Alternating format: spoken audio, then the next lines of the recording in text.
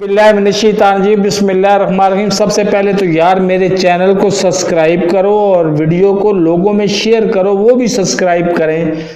मेरे सब्सक्राइबर्स तो बढ़ नहीं रहे। अभी लाहौर कलंदर अपना 20 ओवर खेल चुकी है और उसने कुल बनाए हैं जनाब 180 स्कोर 5 खिलाड़ियों के नुकसान पर।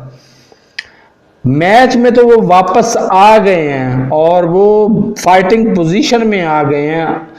अगर इस स्टेज पे मुवाजना किया जाए, मैं मुवाजने से बाज नहीं आता माजरत के साथ, तो 80% चांस हैं मुल्तान सुल्तान के जीतने के और 20% चांस हैं लाहौर कलंदर के जीतने के। मेरी तो ख्वाहिश है, मेरा तो शहर है लाहौर, कि लाहौर कलंदर जीते, लेकिन लगता ये है कि ये बाजी भी मुल्तान सुल्तान ले जाएगा, क्योंकि वो उन्होंने भी फाइनल की तैयारी की हुई है। वो भी वेले नहीं बैठे रहे, उन्होंने भी तैयारी की हुई है फाइनल की।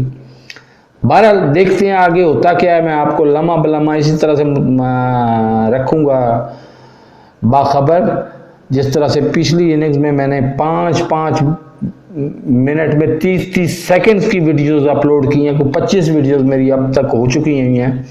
तो इसी तरह से अपलोड करता जाऊंगा। आप कम से कम मेरे चैनल पे तो तशरीफ़ लाएं।